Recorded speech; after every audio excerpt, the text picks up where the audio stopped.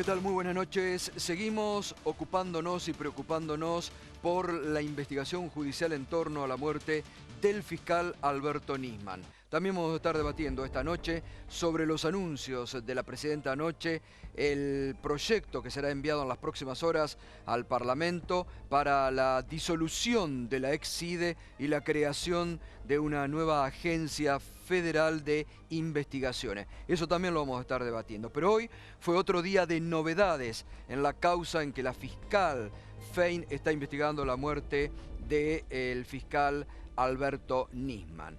Otra vez noticias relacionadas a este personaje clave en todo lo relacionado a la muerte del fiscal, Diego Lagomarsino, imputado ya por la fiscal.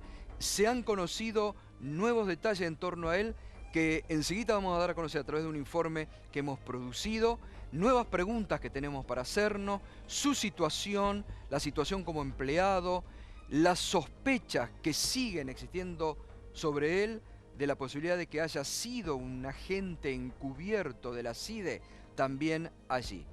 Nuevo allanamiento de la fiscal durante 4 horas en la casa de Alberto Nisman. Se registraron nuevos armarios que no se habían registrado. ¿Qué se encontraron allí? Se lo vamos a contar.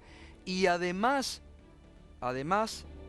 la duda en torno a una computadora encendida que la madre del fiscal reveló estaba al momento que ella llega al departamento.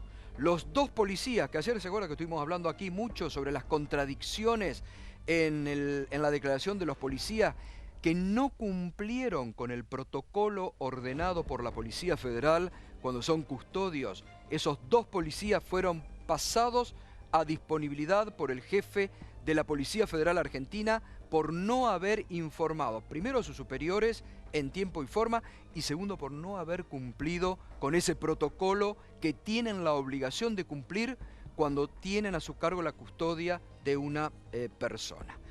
Y además hay también nuevas incógnitas. Lagomarsino ya tiene abogado. Es el doctor Maximiliano Rusconi, que fue abogado defensor del expresidente Carlos Menem. Vamos a las dudas y a la info, el primer informe sobre Diego Lagomarsino.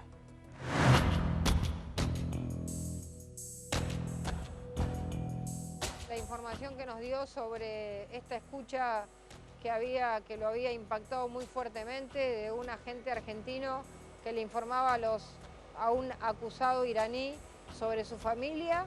Las expresiones de la diputada Burris tienen 2 puntas que hay que analizarlas detenidamente y con mucho criterio. Sí. La primera es que ella dice que Nisman le dijo que hay un servicio de inteligencia que lo traicionó. Sí. ¿Quién es ese señor? Ese señor es Estiuso, dice llanamente. Si no tiene forma de resolverlo y de ponerlo en caja al que lo traicionó, el que lo traicionó es Estiuso. La supuesta desmentida del diario Clarín no deja de desmentir, en el sentido siguiente. No hay ninguna duda que existe un vínculo entre Diego Lagomarsino y su hermano que trabaja para el Estudio Sáenz Valiente. Y el Estudio Sáenz Valiente ha sido claramente vinculado al Grupo Clarín a partir de la exposición pública del encuadramiento normativo de la Ley 26.522 por parte de Martín Sabatella como titular de AFCA. Por lo tanto, esa supuesta desmentida no hace más que ratificar que efectivamente existe un vínculo. Estoy seguro que Nisman no tenía como asistente en materia informática, Nisman que justamente reportaba a un sector de la Secretaría de Inteligencia y era empleado de Estiuso, no iba a tener para las labores de la unidad fiscal en temas informáticos a alguien que no formara parte de ese esquema de inteligencia. Nos parece la persona que se vino a ofrecer como informante a través de un alto oficial muy allegado a nosotros del Grupo Halcón. Y se vendía como una persona que conocía muy bien las redes de narcotraficantes en aeropuertos. Yo lo imaginé vinculado a la DEA. Pedía plata, yo lo saqué escarpiendo porque la verdad que teníamos un mango.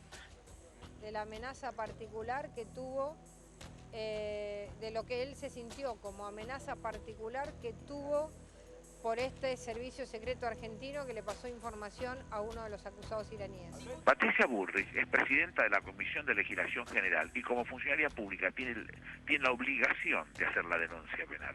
¿Por qué no hizo la denuncia penal de semejante expresión que le dijo al fiscal Nisman?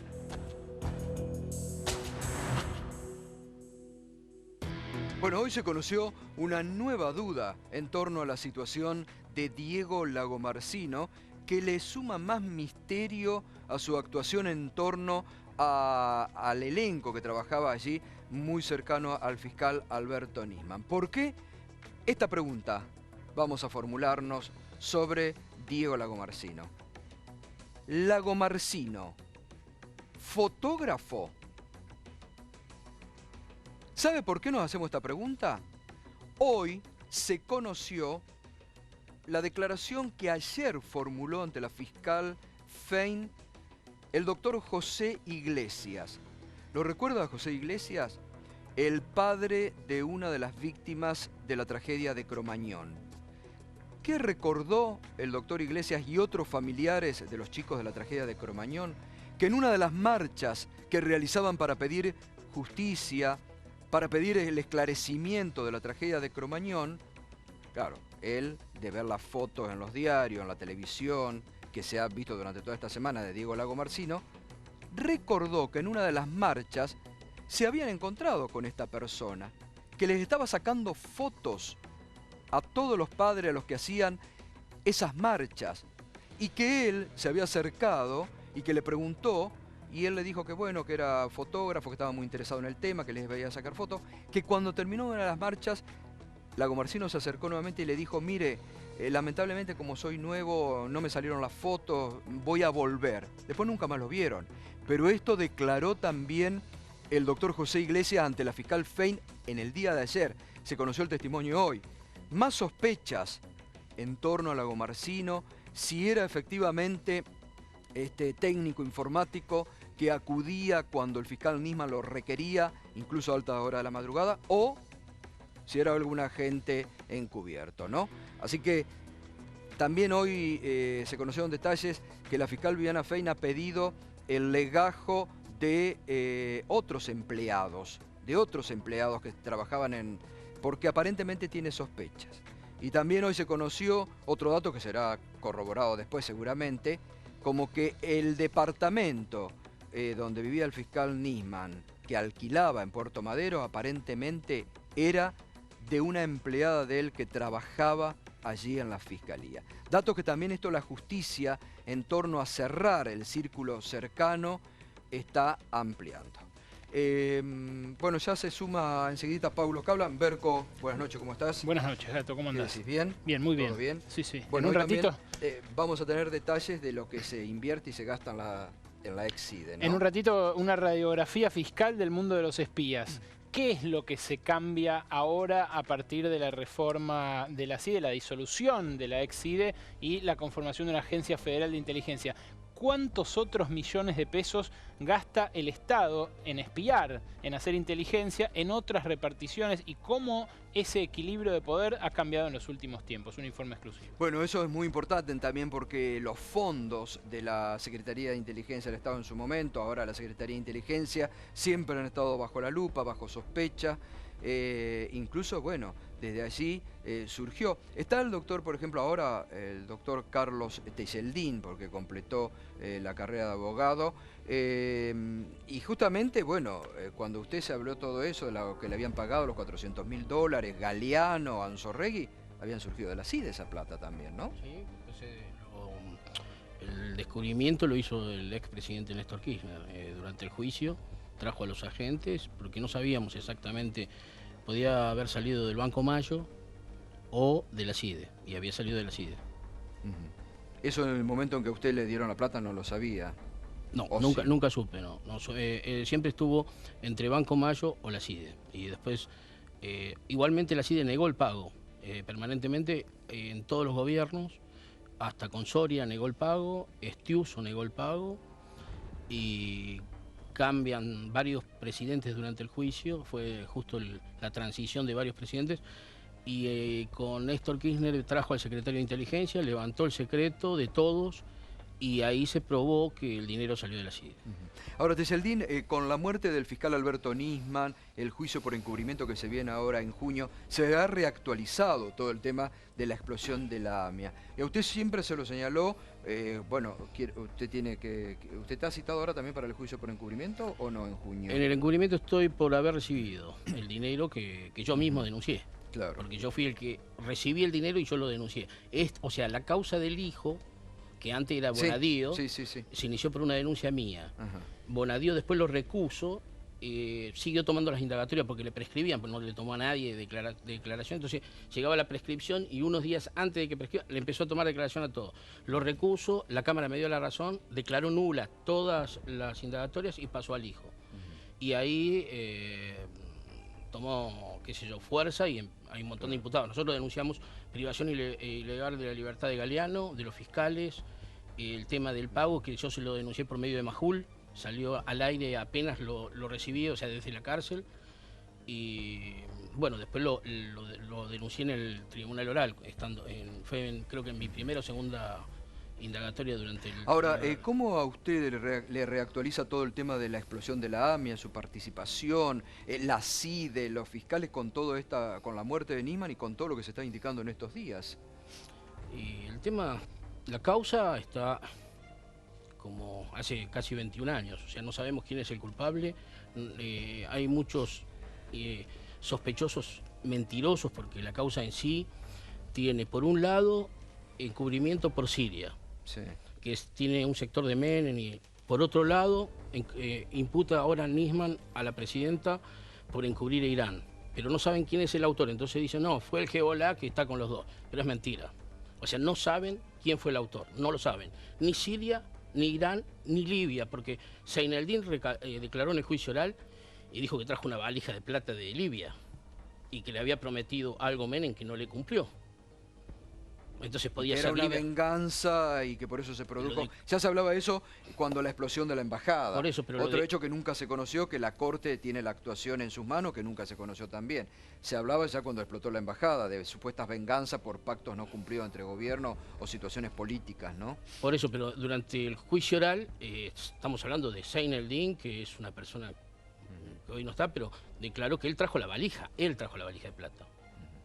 En el avión de Menem, y era por tema de una promesa de aguas pesadas. Entonces, si ponemos Libia, puede ser Siria, Irán, todo lo que hay dentro de la causa son informes de la CIA, informes de inteligencia, que acá el doctor Lichif sabe porque él fue prosecretario, y no hay pruebas materiales, o sea, no hay prueba material que son obligatorias, porque las escuchas, todos los informes de CIDE, pasó en el tribunal oral que citábamos a declarar un testigo y no era el agente que había vivido ese hecho. ¿Por qué? Porque tienen la identidad reservada. Claro, obvio. Y entonces no podía revelar su identidad, entonces mandaba a otro, y eso es falsedad de instrumento público. Sí. Entonces pedíamos la nulidad porque el que declaraba no Sí. estaba declarando los hechos que había vivido. Sí. Y después tenemos el otro problema, que hay agentes orgánicos de lista y agentes inorgánicos. Que son el abogado mío... ¿Lagomarsino puede ser un agente inorgánico? Seguramente. ¿Claudio Lich? Lagomarsino, este personaje tan extraño, ¿no? Cómo se mueve. Marcelo Saín, que esta noche va a estar, ha denunciado también cuando él era interventor en la policía aeroportuaria, se le vino a ofrecer ofrecerle servicio y le pedirle plata. Sí, yo en las primeras entrevistas que me hicieron dije que era fundamental investigar los vínculos de Lagomarsino con la Secretaría de Inteligencia, así que podía haberlos. Bueno, apareció Saín diciendo esto, que es muy importante, diciendo que se ofrecía como informante para lo que eran bandas narcotraficantes. Tenemos ahora que no sabía esto que acaba de declarar por el tema del papá de las víctimas de Cromañón, que dice que sacaba fotos. Bueno, es un dato importante ese también. Sí, porque es muy común las personas que trabajan en los servicios de inteligencia, sea la Secretaría de Inteligencia, como además servicios de inteligencia que dependen de las fuerzas de seguridad, Policía Federal, Policía de Provincia, cumplen esas labores. Es decir, de fotógrafos, tipo periodísticos, pero para servicio de inteligencia. Que así es muy común que alguien que es un servicio de inteligencia esté sacando fotos, pues es un modo de controlar ciertas actividades, por ejemplo, la actividad de los familiares por las víctimas de Cromañón. Bueno, hay casos en los que directamente se introducen, se infiltran en organizaciones periodísticas, como el Balbuena ese que se metió en Anred, uno de los medios alternativos web que hay, ¿no? Bueno, de hecho, le pongo un ejemplo, es decir, no sé si ya está o se ha desarticulado, pero de hace años en Policía Federal existía en el POC, en Protección Constitucional, existía una mesa que se llamaba MIC, Mesa de Información Confidencial, que manejaba a toda la gente que ingresaba en policía, en inteligencia, y se lo infiltraba y hacía toda la carrera política en un centro de estudiantes y hasta llegaba a tener cargos políticos. Hasta los jubilados. En el tema de Norma Pla. Bueno, sí, había una famosa cámara que después se había detectado en uno de los edificios cercanos a Plaza del Congreso, que era de la CIDE, se supone. Hay un funcionario que yo... Mi abogado, Morile, que se probó, las actuaciones probaron que trabajaba para un tal Pinocho Fernández, y era abogado y trabajaba para la CIDE como inorgánico. Ahora, ¿cuánto descontrol también en torno a la CIDE a lo largo de todos los años, a todos los gobiernos y de todo este proceso democrático? ¿Cuánto descontrol? Yo no puedo decir ahora el nombre porque sería una violación de secreto, pero esto me hago cargo de lo que digo, si me relevan de secreto en un jugador lo digo, pero hay un funcionario alto que está en el gobierno de la Ciudad de Buenos Aires, que es una persona que es de los servicios secretos de la Policía Federal, e ingresó en la época de los militares, fue haciendo carrera política, estuvo en Franja Morada, fue secretario del Centro de Estudiantes, es político y fue avanzando, y hoy día está, no sé si ellos saben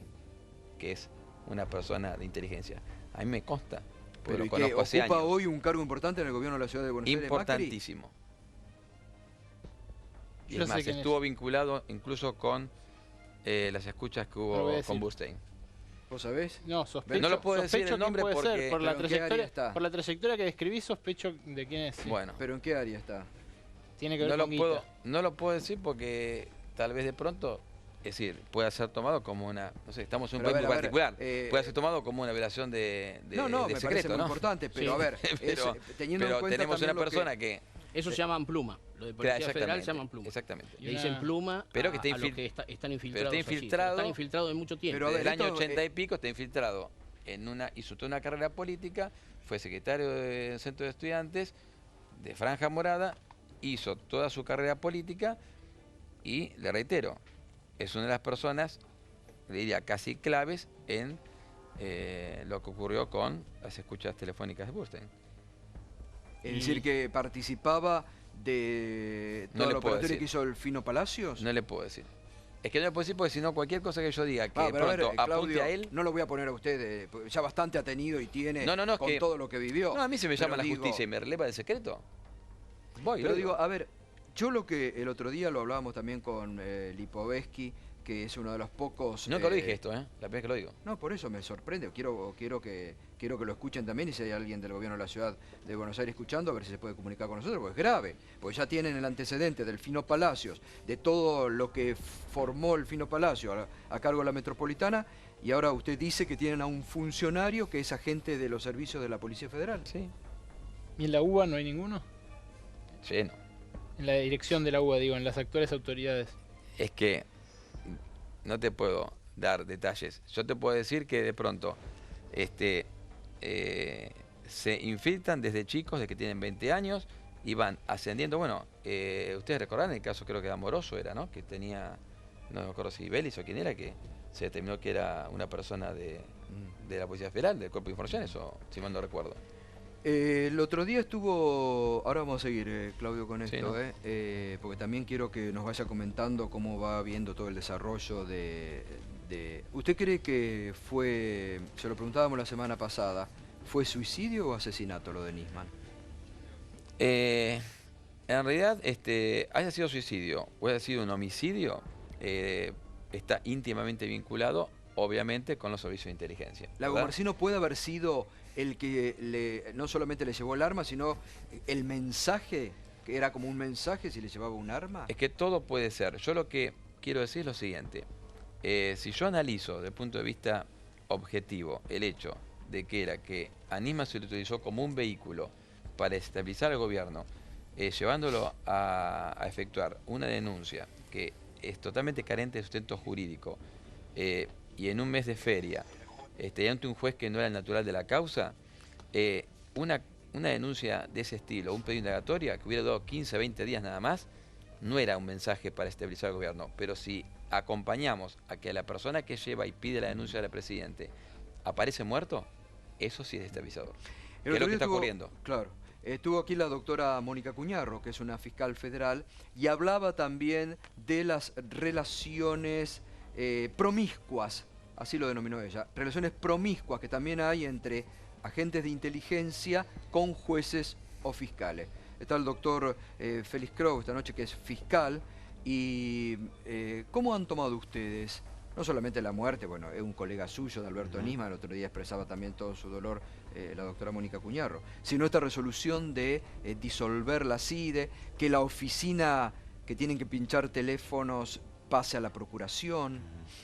Bueno, la novedad de la disolución de la CIDE era un reclamo desde el regreso democrático. La verdad es que de las instituciones claramente identificadas con la dictadura, la CIDE fue, la ex CIDE, hoy Secretaría de Inteligencia, fue una institución que no fue tocada. Digo, hubo una continuidad de personajes, hubo una continuidad de la doctrina, creo, y también hubo una opacidad natural de los servicios de inteligencia. Eso, por lógica, no vamos a pedir transparencia en términos de lo que la sociedad puede conocer, pero sí de transparencia institucional, en cuanto a control legislativo, control político por parte de quien lo conduce.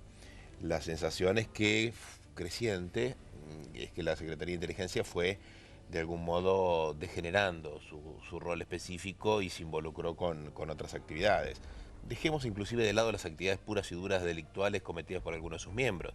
Estoy pensando en que todos sospechamos, teníamos la íntima convicción y hasta información sobre la promiscuidad, efectivamente, como decía Mónica, entre una parte muy importante de la Justicia Federal y la Secretaría de Inteligencia. Incluso en algún momento se denunciaron, me acuerdo, cuando estalló todo el escándalo de los sobresueldos durante el gobierno de Carlos Menem, que hubo, hay una causa judicial, María Julia incluso declaró, muchos de ellos, se hablaba de la plata que salía de la CIDE en sobresueldo para muchos jueces y fiscales, ¿no? Desde luego, y ahora, bueno, por si alguna duda teníamos sobre esto, hay algunas editorialistas muy importantes de diarios insospechados de simpatía con el kirchnerismo. Digo, seguir las notas de Carlos Pagni, seguir las notas de Joaquín Morales Solá, donde dicen sin vueltas que la Secretaría de Inteligencia funcionaba como desde la perspectiva de la eficacia, ¿no?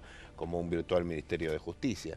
De manera que es un cuadro de una gravísima situación que además a nosotros nos permite tener una interpretación más afinada del porqué de la avanzada furibunda por parte de estos sectores de la Justicia Federal sobre otros sectores de la Justicia Federal, entre ellos la Procuradora y sus colaboradores más inmediatos, que no tienen ningún tipo de vínculo con este entramado de poder y que no están dispuestos a transformarse en sus empleados.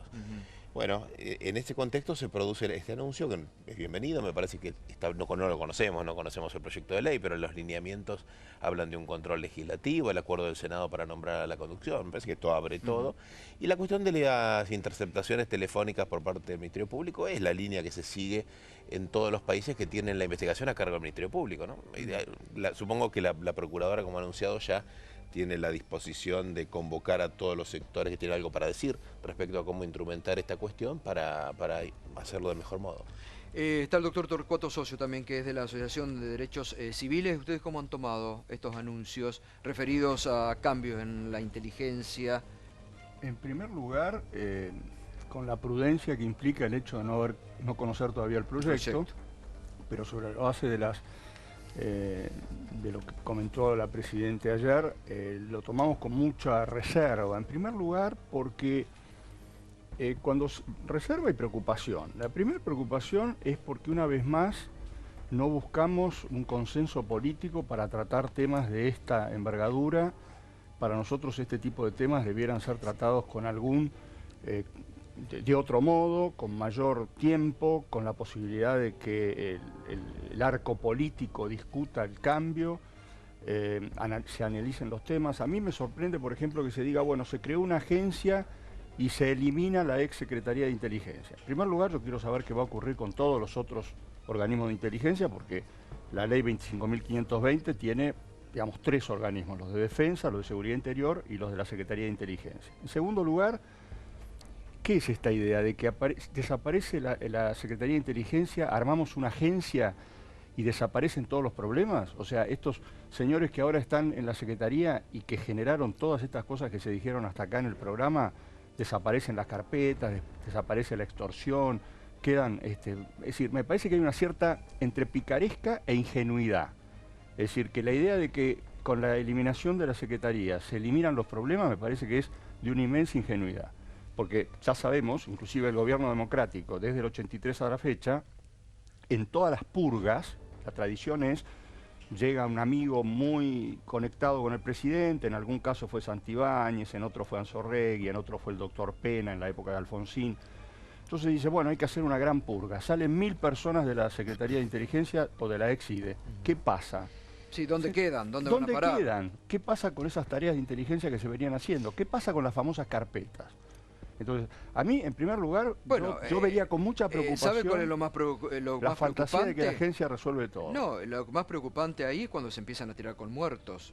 Es duro decirlo, pero es así, ¿o no? Sí. Pero por supuesto. Y por otro lado, yo digo, ¿cuándo la sociedad argentina va a salir del maniqueísmo?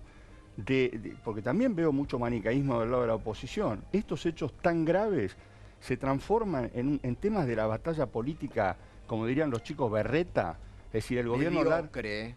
Yo he hablado y algunos se han enojado conmigo, el otro día debatimos aquí con Felipe Solá, el caranchismo político sobre el cadáver de Alberto Nisman es de lo más mediocre que puede existir. Pero esto no era un momento, además, para que realmente la sociedad política mostrara serenidad para reflexionar y plantear cambios de fondo. La verdad que lo que yo oí ayer, reitero, como Asociación por los Derechos Civiles tenemos que ser prudentes y tenemos que ver efectivamente el proyecto. Pero yo lo veo con preocupación. Para mí es algo que no termina de resolver los problemas. Igualmente, el otro día, quiero recordarle, había un directivo de la DAIA aquí y lo que ellos vienen pidiendo desde hace mucho tiempo son cambios también en la inteligencia, ¿no? Justamente en recrear, hacer algo mucho más democrático, ¿no? Incluso el otro día se lo dijo, lo que usted dice, se lo dijo a varios políticos que estaban sentados aquí. Esto de que se pongan a ver un poco de acuerdo en marcha para ver qué se puede hacer y modificar, ¿no? Déjeme que le robe 2 minutos más. En base a todo lo que se ha dicho acá antes, el tema básicamente es el control de estos organismos. El control externo se da en la Argentina se da con la ley actual, con una comisión bicameral que está completamente desactivada. Que los primeros 4 años del gobierno, en los años del gobierno del presidente Kirchner, se reunió 26 veces a lo largo de esos 4 años y hubo un año en el que se reunió 19 veces. Desde el año 2007, que asume la presidente Kirchner, hasta ahora, se reunió 5 veces. Es decir, el control se da por distintas vías. Uno es el funcionamiento de la comisión bicameral. Nada se dijo ayer respecto de este control, que es un control externo.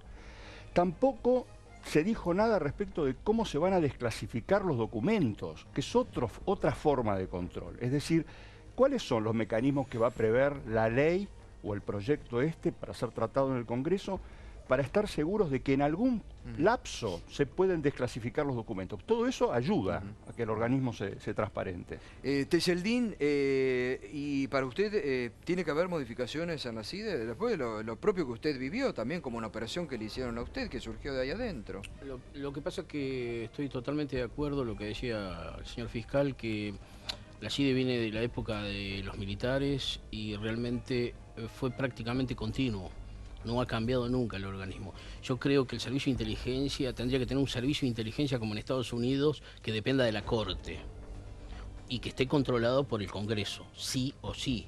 Los servicios de inteligencia hoy tienen mucho poder y un agente que está registrado, le cuento lo que pasó y lo que viví yo en el tema AMIA, ¿no? Mi abogado era agente inorgánico de la CIDE y fue abogado de Firmenich. Entraba de voto, le sacaba toda la información a Firmenich, el doctor Semborile, y le hacía el informe a la CIDE. ¿Pero usted sabía? No, no sabía, yo me enteré en el juicio. ¿Quién se lo puso? En el juicio se descubrió todo. ¿Pero quién se lo esto. puso? ¿Usted lo ubicó? No, yo lo tenía de abogado, lo tenía de abogado de antes, pero me enteré después, y después los casos, como si él estuvo en el caso Aguada, él entregó a la banda y él los defendió. Y esto se probó, no es que yo lo vengo de chimento, esto se probó en el tribunal oral. O sea, y esto es grave, porque estamos hablando de un abogado que usted confía plenamente para su defensa y le esté dando el informe a los servicios de inteligencia. Y esto, o sea, pudimos descubrir Semborile. Bueno, hay ayer, muchos Semborile. a ver, ayer la diputada Patricia Bullrich dijo que el fiscal Nisman a ella le había dicho que se sentía traicionado porque uno de los agentes sacaba información y se las pasaba a Irán. Digo, ¿no? Eso también... Lo que pasa es que vamos a hablar de la CIDE y también de alguna parte del Poder Judicial que trabaja para servicios extranjeros. A mí, cuando yo estaba detenido en el despacho del juez Galeano, me trajo un agente del Mossad para contratarme, y eso lo puede decir él, y yo lo hice público, hice la denuncia, y un agente del Mossad para que yo trabaje para los servicios del Mossad en el despacho del juez. Una locura. Sí, no, tremendo. Una locura. Haciendo una sola cosa, no. Yo trabajé preso. y para cuando salga, siga trabajando para ellos. Y lo denuncié, está en los diarios, si lo buscan, lo van a encontrar, porque en AMIA lo bueno que está todo registrado. ¿Pero preso haciendo qué? Nada, vinieron, primero que era ilegal una visita con un agente del Mossad en el despacho del juez, era ilegal. Bueno, se permitió y se permitieron 3 visitas. Y todas las visitas, lo único que me pedían eran que querían que yo trabaje para el Mossad, para el servicio de inteligencia israelí. Eso fue todo el contenido, no me pedían otra cosa. O sea, no hubo otro pedido. Volviendo a lo que decía acá el señor fiscal, que no es un dato menor, es muy importante y trascendente el hecho de que si realmente se le quita a la nueva, lo que sea la ex-IDE o Servicio de Inteligencia, el tema de la Agencia Federal de Inteligencia, se le quita el poder de las escuchas telefónicas, sería un hito histórico, porque le quitaríamos un poder enorme que era el escuchar los teléfonos de todas las causas judiciales que realmente no tenían por qué hacerlo. Claro. La Secretaría de Inteligencia no es un auxiliar de la justicia. Quien son auxiliares de justicia es la Policía Federal, la Gendarmería, la Prefectura. Claro. No tiene que actuar.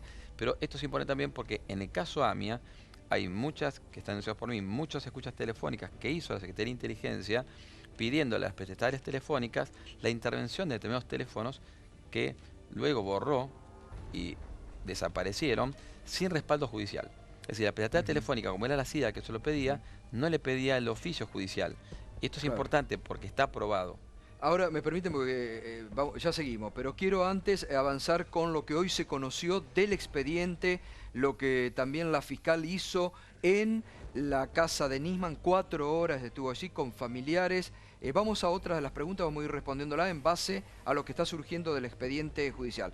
Ya hablábamos de los empleados de Nisman. Está la fiscal cerrando en torno a los empleados.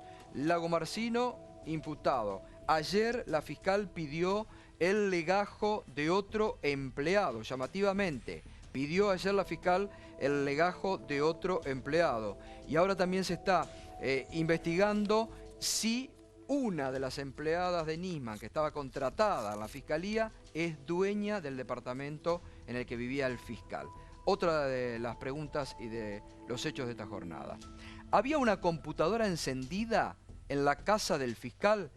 Esto lo dice la mamá del fiscal Alberto Nisman, que recuerda que cuando ella llegó en una pieza contigua que recorren, vio la pantalla como encendida. Lo que se está tratando de determinar ahora si estaba en lo que se pone habitualmente en modo ahorro de energía o si estaba prendida, porque eso también, ese dato que puede ser intrascendente, ayuda a reconstruir, reitero, lo que la fiscal en este momento está tratando de reconstruir. ¿Qué pasó? Entre las 20:30 del sábado, hora en que se va Lagomarsino de la casa del fiscal Alberto Nisman.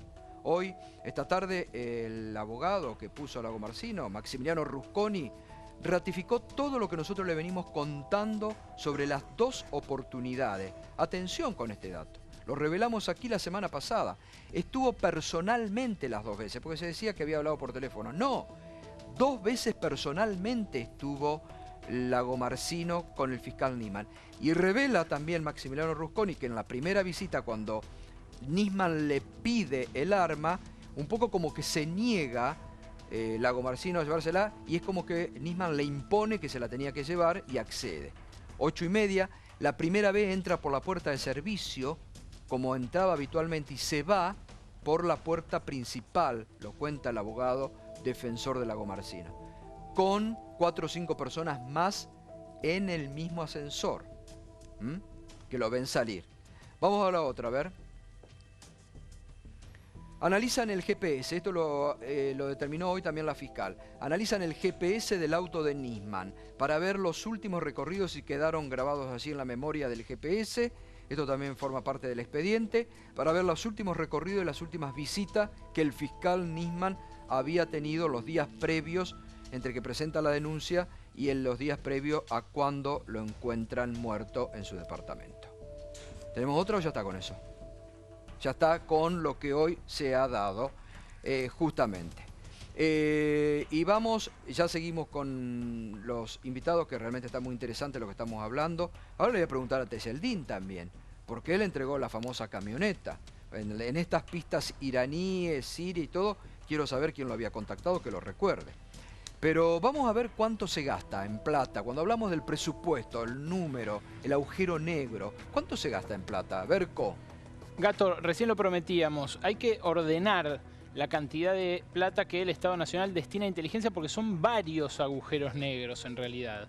Lo que se destina en total a inteligencia son 2.410 millones y medio de pesos. Este es presupuesto 2015, aprobado a fines de octubre del año pasado en el Congreso Nacional, tanto diputados como senadores. La ex-CIDE se lleva, por lo menos hasta ahora, hay que ver después de la reforma cómo se reparte esto, 800 millones de pesos.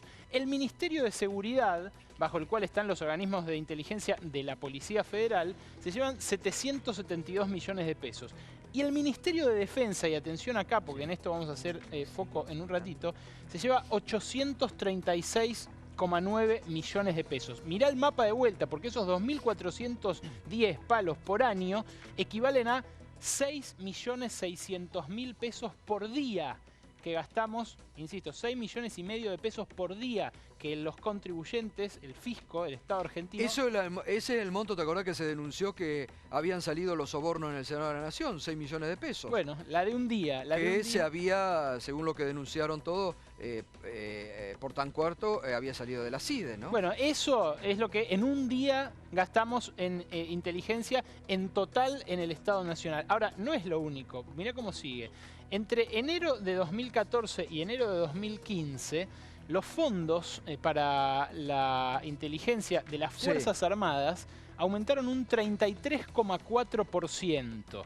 Fíjate vos el trasvasamiento que hubo. En los últimos años, el año en el que más fondos tuvo la inteligencia argentina, o sea, el mundo de los espías, fue en 2008.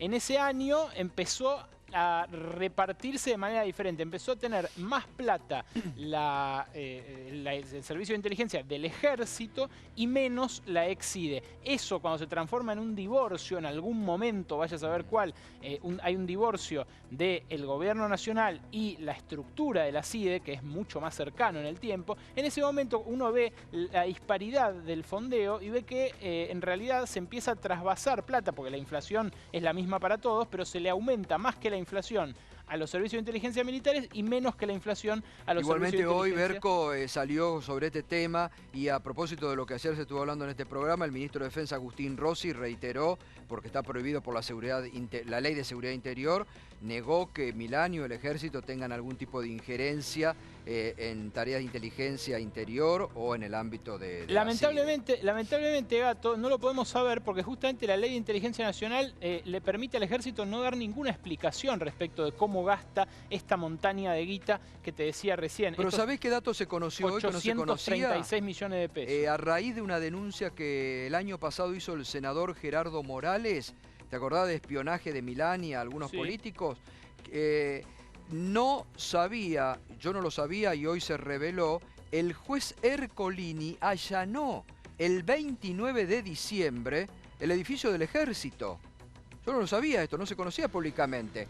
Bueno, se allanó el edificio del Ejército, se allanó las oficinas de inteligencia y por lo que yo pude determinar hoy, el juez Ercolini no encontró ninguna de las pruebas que en su momento había denunciado el senador Gerardo Morales como espionaje interno. Este es un dato hoy, se conoció hoy. El 29 de diciembre allanado el edificio del Ejército, las oficinas de inteligencia por esta denuncia de Gerardo Morales. Gato, todo el mundo sabe que Milani viene del área de inteligencia del Ejército y que a partir de que él desembarcó como comandante en jefe de las Fuerzas Armadas, aumentó la preponderancia que tiene este área en el Ejército. Si hacen cosas ilegales o no, insisto, no lo sabemos, porque la ley de inteligencia les permite no dar demasiadas explicaciones sobre esta plata. Te estaba mostrando que los gastos entre 2014 y 2015 aumentaron, en el caso de las Fuerzas Armadas, 33,4%. Los de la ex-CIDE aumentaron mucho menos que la inflación. Esto es según el presupuesto oficial. El presupuesto oficial cifra la inflación más o menos en 22% para este 2015, con lo cual a la ex-CIDE la estaban desfinanciando. A propósito, antes de esta reforma, evidentemente ya en medio de cortocircuitos crecientes entre la estructura de línea de los Estiuso y compañía y el Gobierno Nacional, que es el que envía este proyecto de ley de presupuesto al Congreso. El Ministerio de Seguridad, ¿cuánto ¿cuánto aumenta su presupuesto? 38,4%, una vez y media la inflación oficial y más que cualquier medición de inflación, hasta la más opositora de los centros. Bueno, ahí está justificado, Berco, porque estamos hablando del Ministerio de Seguridad. Está justificado, digamos, la plata para invertir en, no sé, patrullero, todo lo demás, supongo. Inteligencia. Ah, inteligencia. Esto es solo la partida de inteligencia del Ministerio de Seguridad. Únicamente partida de inteligencia. Solo la partida de inteligencia. Por eso te decía, esta es parte de esos 6.600.000 pesos por día que gastamos en inteligencia. La parte, hay, digamos, una parte que administraba hasta ahora la CIDE, una parte que administra las 3 Fuerzas Armadas y otra parte que administra el Ministerio de Seguridad. La del Ministerio de Seguridad, según lo que dijo ayer la presidenta, se va a transferir ahora al Ministerio Público Fiscal, al área de Gils Carbó, que es la que también recibe las tareas que eran de la famosa OJ, la Oficina de Escuchas ordenadas por la Justicia. Todo eso va a manos de Gils Carbó, o sea que esta parte, la del 38,4% de aumento, esos 800 y pico millones por año, también irían a la Procuración General. Ahora, ¿cómo sigue en el Ejército, en la Armada, en las 3 Fuerzas Armadas, financiándose esto? Así. Estos son los espías de verde que no se tocan. Cuando digo los espías de verde, digo los de uniforme verde, no es que estén en dólares. Los 836.900.000, casi 837 palos que el presupuesto asigna al Ministerio de Defensa, se distribuyen así como lo ves acá.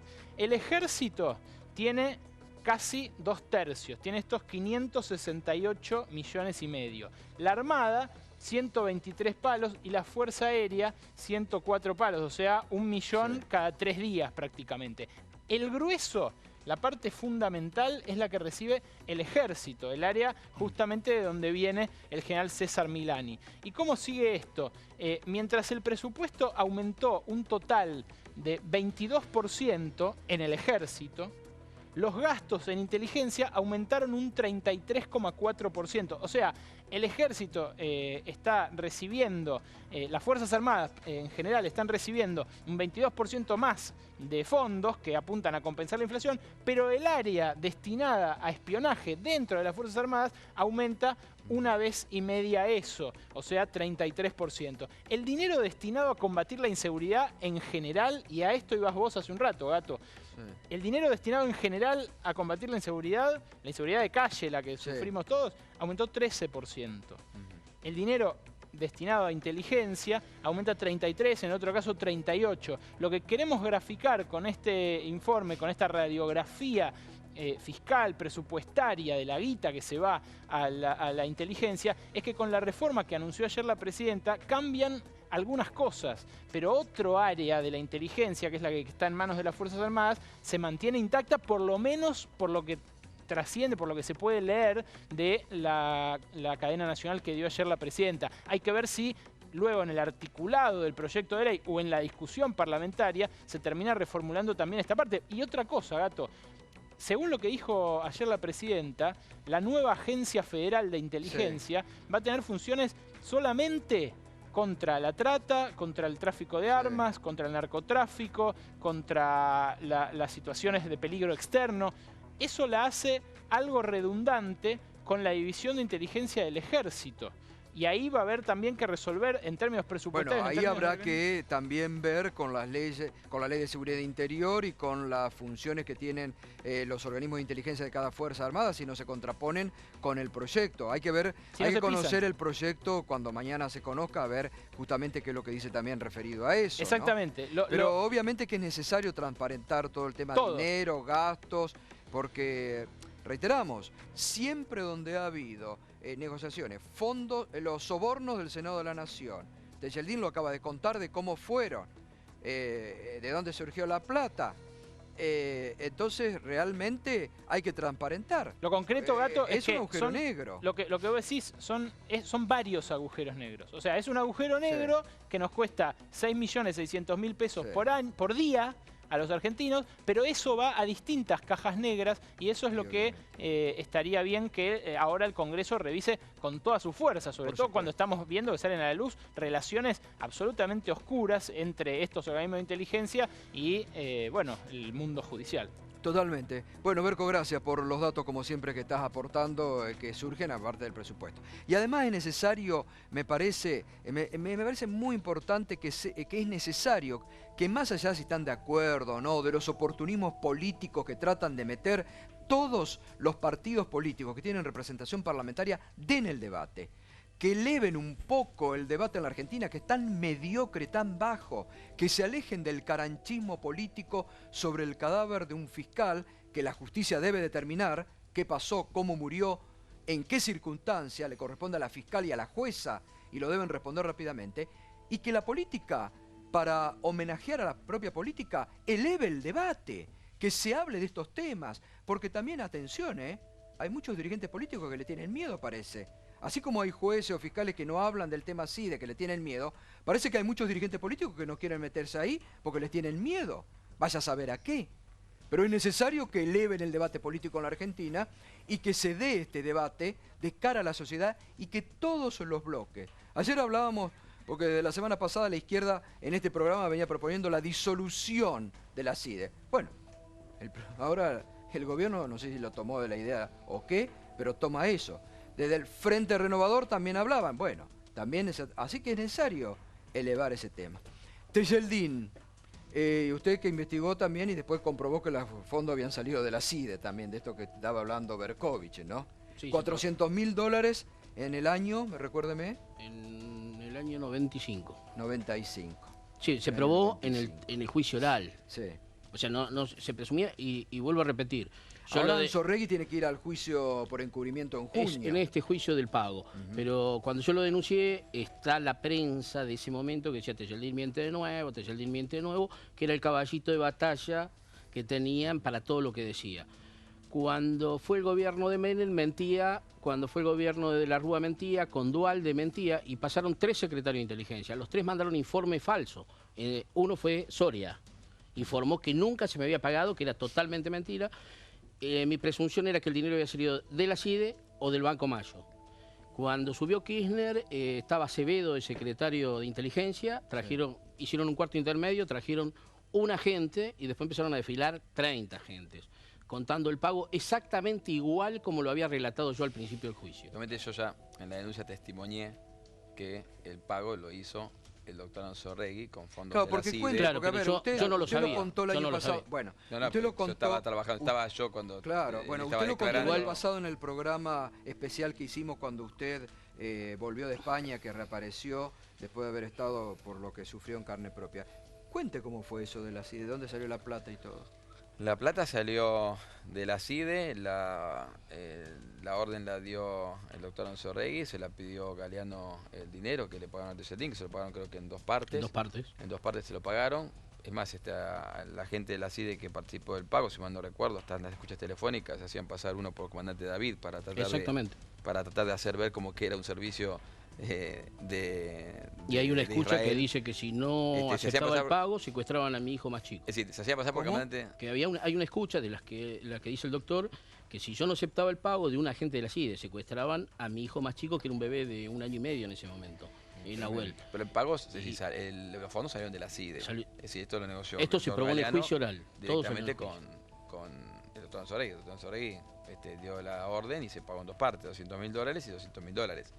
Y salieron y la gente que participó ¿Quién en el fue pago, el cerebro de esa operación? ¿Galeano o Anzorregui? No, Galeano junto con la Secretaría de Inteligencia. Es decir, ambos decidieron pagarle, ¿no? A Tejeldín. ¿Qué era usted que iba a hacer un libro? Firmé la declaración. No, el juez hablaba de un libro, pero en sí era para firmar la declaración del 5 de julio. Que bueno, en el tribunal oral, en el debate, se probó y se declaró nula y tiene efecto de cosa juzgada hoy. Pero puedo hacer un paréntesis porque lo del pago fue lo que menos pasó por la CIDE. En el juicio oral se probó que una brigada secuestró a un empleado mío, lo torturaron con electricidad. Se probó que esta brigada se la entregó a Salguero y Salguero llama a Galeano y le dice, ¿qué hago? El tipo está muy golpeado, déjenlo tirado en la estación. Los jueces y los fiscales hasta hoy tienen miedo a la CIDE. No se hizo nada. y sabemos quién fue. Bueno, de ese caso está denunciado también por mí, que creo que y sabemos quién fue. Sabemos quién fue el que secuestró. César Fernández, me parece. César Fernández. César Fernández, sí, le quiero aclarar que esto lo... Le dieron electricidad 2 días, tipo... yo que me mandaron un hombre para atestiguar, para no involucrarlo a Jaime Estiuso en los apeos ilegales a esta persona, y era una persona que firmó 2 declaraciones testimoniales. En una decía que de una manera y en otra de otra. Entonces me preguntó a mí, ¿en el hora qué tengo que decir? Entonces voy y se lo digo a Galeano. Esto está denunciado por mí, ¿eh? Y Galeano lo llama al segundo de Enzo Regui, a César, y le dice, ¿cómo van a mandar un testigo así? Es decir, estuvo preparado. Esta persona es un testigo llamado Manzanares, declaró en el Tribunal Oral Federal y se probó que era una persona que era inorgánico de la CIDE. Es decir, y fue para desviar unos apeos ilegales que habían... y para colmo son tan estúpidos que dejaron las escuchas. O sea que en el oral se probó porque declaró el doctor Lichis, pero aparte estaban las escuchas donde la CIDE le pide permiso al juez, ¿qué hago con este tipo golpeado? O sea, son estúpidos, pero estúpidos mal. Por eso yo estoy totalmente seguro que el doctor Nisman, si le pasó algo, si no fue por mano propia que perdió su vida, no fueron los servicios acá, porque hubieran dejado el documento, la cédula, algo hubieran dejado. Seguramente que puede ser un servicio extranjero, pero de acá yo estoy seguro que no, porque le digo, lo que él denunció se probó en el debate porque ellos mismos dejaron las escuchas. Por eso le digo, y después el tribunal, ni ningún juez, ni ningún fiscal, extrajo testimonio, lo hubiera mandado a sorteo, tienen miedo. Y eso es peor que pagar, porque le estoy diciendo, el doctor Semorí le cobró muchos años para infiltrarse a Firmenich en la época de Menem. Todo lo que decía Firmenich adentro de la cárcel, su abogado personal, se lo pasaba a los servicios. Perdón, usted dijo recién servicios extranjeros. ¿De qué país? Y Menem autorizó a las bases de la CIA y el Mossad estar acá. Los autorizó en el gobierno de Menem. Y de ese momento, no es como Venezuela o otros países directamente que están... O sea, vos tenés un servicio acá y no lo dejás trabajar. Porque no lo podés dejar. Nosotros tenemos un territorio. Tenemos nuestra fuerza de seguridad. Acá, con el gobierno de Menem, se autorizó. ¿Y dónde están ellos? El Mossad estaba, cuando fue el tema de la bomba, y esto lo puede decir él, que creo que puede tener más información que yo, se hablaba que estaba en la calle Mitre, el Mossad, y en la Daya. Y que el atentado fue porque había un portero que misteriosamente, 15 días antes, hace un túnel para salvar gente. O sea, sabía el tipo 15 días antes que iban a poner una bomba. ¿Se pudo comprobar o es parte de la literatura? No, se probó y yo pedí la... No, literatura. Se probó, lo que yo estoy contando acá, todo pasó en el juicio, se probó, acá está el doctor Lichis que lo puede confirmar, se hizo un túnel, gracias a ese túnel se salvó muchas vidas, y este portero vino de Israel y se probó en el juicio, él declaró el portero, que había, no sé, había abortado un montón de atentados en Israel. ¿Y a usted quién lo contrata? ¿A quién lo reporta usted para la camioneta? Yo publiqué un aviso, vendí 3 Traffic. Publiqué y eso lo dije, me cansé 2 años diciendo lo mismo hasta que el juez me paga. Yo dije, la vendí, me presenté voluntariamente yo a la causa. No pensaba quedar detenido. Yo no estaba en la Triple Frontera, sino estaba en Posada, me tomé un avión, vine, me presenté, le dije, doctor, estoy a disposición acá en el aeropuerto. ¿Usted sabe quién se lo vendió? No, lo publiqué en el diario Clarín, está el aviso, y publiqué 3 Traffic. Y secuestraron, no sé, 400 autos que vendí. Exactamente igual, los domingos publicaba en mi casa, sábado y domingo publicaba en mi casa. Días de semana vendía en la agencia. ¿Pero no se acuerda ese particularmente? Es que no, escúcheme, yo hoy tengo un auto de alta gama, lo publico mañana. Va a venir gente que no voy a conocer. En la investigación de Nisman se hacía referencia a que era un ciudadano iraní el que lo había conducido. No, es todo mentira, son todas presunciones. Y usted, yo creo que la opinión pública leyó esta imputación de Nisman porque imputó a la presidenta y al canciller. Si ustedes leen y analizan todas las imputaciones del fiscal Nisman, la leen, contra los iraníes la hizo Toma, con la CIA. Y esto lo puedo probar. Lo contó el otro día el doctor Gabriel Lavaque acá, que tenía un... Lo hizo Toma y agarraron eso, borraron, arreglaron, pegaron y levantaron esta acusación, que es un desastre, porque usted, acuérdese lo que pasó en Inglaterra.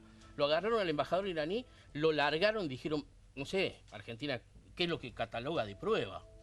A ver, el doctor Torcuato Socio quiere hablar y quiero preguntar a Félix, usted como fiscal, después de las cosas que se han hablado acá, adelante de jueces, fiscales, lo que han dicho. Claro, el negocio, plata, arreglar y todo, es tremendo, que no se animan a investigar a la CIDE. ¿Cuántas veces denunció usted? Muchísimas, hace 14 años. ¿Y se investigó en alguna de las... Jamás. Digo, hoy día el doctor y el hijo tienen la posibilidad de pasar a la historia. porque con los hechos que han ocurrido, lamentablemente han ocurrido, él tiene las pruebas y todos los testimonios para avanzar sobre los que realmente incurrieron y llegar a los verdaderos autores del atentado a la mía. Doctor, usted quería decir algo.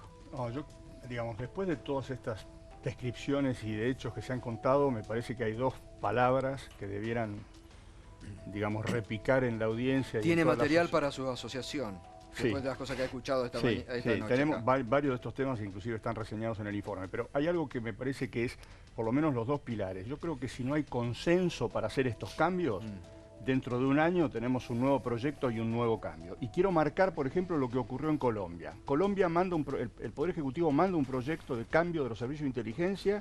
Como tienen dos niveles, tienen la ley y leyes estatutarias, lo sancionan por ley y la Corte dice, no, esto tiene un nivel como para ser una ley estatutaria, es decir, con una mayoría calificada. Eso hizo que los servicios de inteligencia en un país tan complicado como es Colombia, con tanto para descubrir, funcionan de un modo completamente distinto a partir de la sanción de esa ley. En Chile, distraigo un poco la audiencia de hechos tan concretos como los que se están contando acá, pero en Chile, por ejemplo, cuando se pone en marcha el sistema en 1993, lo primero que se hace es se saca una foto de todo el horror de lo que ocurrió antes. Es decir, se hace realmente, digamos, ¿qué ocurrió? Y arrancamos de nuevo. Por otro lado, primera palabra entonces, el consenso. Segunda palabra, el control. Si nosotros acá, en el discurso de la Presidenta no vi claramente, si la comisión bicameral sigue desactivada o el proyecto no la contempla, ese control externo para nosotros, para la asociación, es imprescindible. O sea, usted no puede tener un sistema transparente si no tiene control por parte de, en este caso, la comisión bicameral. Sí, totalmente. Y déjeme que le dé un breve ejemplo. En el año 1993, cuando no estaba esta ley, pero existía una comisión bicameral también, la comisión intervino en un caso, en la época del gobierno del presidente Menem, y obligó al Ministerio de Defensa a revisar todo un mecanismo por el cual se estaban investigando a políticos, periodistas, etc. Entonces las comisiones bicamerales sirven. Es importante que la sociedad sepa eso. Bueno. Doctor Kraus. Mucho de lo que escuchamos nos recuerda cosas que ya escuchamos, que hemos escuchado, que ya sabíamos. Es muy probable que haya jueces que tengan miedo y fiscales también al organismo y al mito del organismo. Y otros jueces que no. La causa AMIA, el juicio de la AMIA terminó como terminó porque algunos jueces no tuvieron miedo. Y también estos jueces, algunos de ellos están siendo perseguidos penalmente por seguir sosteniendo su conducta independiente respecto a todos estos episodios. Yo diría concretamente sobre el asunto de la CIDE. Aquí no se ha sacado una foto sobre la CIDE. Sobre la CIDE se han juzgado su participación durante la dictadura. Hay 2 juicios por los crímenes automotorios Orletti, su participación en el Plan Cóndor. Aquí se ha avanzado bastante ya y me parece que como todo proceso institucional histórico es producto también de lo que se ha caminado. Sería injusto sostener que nadie ha hecho nada sobre la CIDE porque una parte importante del Poder Judicial y también del Ministerio Público se ha metido firmemente y ha mostrado a la sociedad quiénes eran los personajes y algunos de ellos están cumpliendo pena de cárcel. Eso es un mérito, me parece que no hay que negar, porque si no entramos en una perspectiva tanguera que es injusta, además. Y quiero decir que lo que más me preocupa, porque es lo que me interesa desde mi perspectiva, es este panorama sórdido que se describió aquí, asociado con una justicia federal que exhibe niveles de sordidez cada vez más parecidos. En este sentido, me parece que cuando se habla de que este contexto institucional abona, alimenta, promueve o determina la morfología de la justicia federal, nosotros desde este lugar, desde esta mirada sobre la justicia federal, empezamos a explicarnos un montón de cosas y además creemos que ambas cuestiones, la democratización de la justicia y el saneamiento del Sistema Nacional de Inteligencia deben ir juntos, porque de un modo separado no vamos a conseguir nunca resultados valiosos para la comunidad. Pues le agradezco, gracias. Por favor. Gracias también, doctor. Le pido a Teseldín y a Claudio Lichi que